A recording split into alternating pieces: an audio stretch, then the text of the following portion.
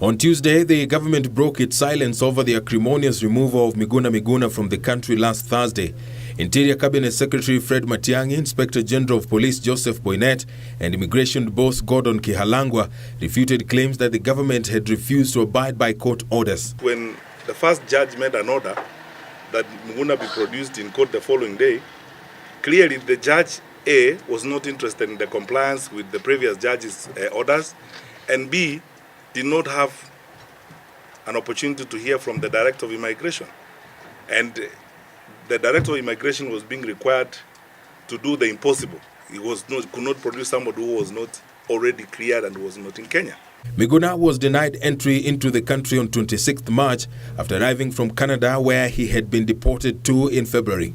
Honorable members, if you will ever travel and you misplace your document and you have nothing to show at JKIA, you will go back to your destination, because that is what the law is all about.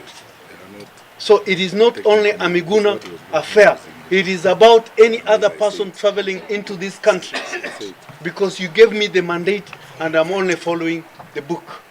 Matiang'i accused the judiciary of abetting lawlessness in the country through its numerous court orders that he said have made it impossible for the executive to fulfill its mandate. There is a clique in the judiciary that has been captured by a group of people in civil society and a clique of activist lawyers, and they are riding roughshod. Have you wondered, members of parliament, because you have the burden of leadership, have you wondered in the last 3 years, one civil society activist in Kenya has obtained nearly 30 court orders ex parte, 30 court orders ex parte from the court. He walks in, he gets an order, comes out. He walks in, he gets an order, comes out. In fact, he could even walk in today and say he wants an order so that all cabinet secretaries commit suicide. You'll get the order. Justice George Odunga last Thursday found the three guilty of contempt of court over Miguna Miguna's detention. Even the challenges we have right now on this particular matter, we have presented a petition to the Attorney General. The Attorney General will take it to the Judicial Service Commission on those judicial officers, and the Judicial Service Commission will decide and guide us how we will go.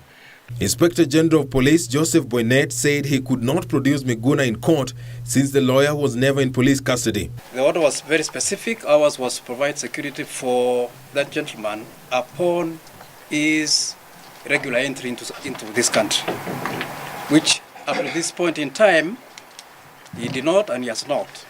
The government says Miguna's refusal to produce his travel documents led to his removal and subsequent transfer back to Dubai, and that he was not deported. What then would have happened if we allowed Miguna to come back into this country without papers? We would have set a precedent that we would have not met internationally. One, the international community would have believed that someone can actually begin his journey from the air and end up entering into this country. Matiang'i also denied having knowledge of the dragging of Miguna Miguna as claimed by the controversial lawyer. But even as Miguna Miguna plans his comeback into the country, the Immigration Department says his ID is invalid and that it was fraudulently acquired, which may perhaps complicate Miguna Miguna's journey back home. For Channel 1 News Hour, I am Edward Kabasa.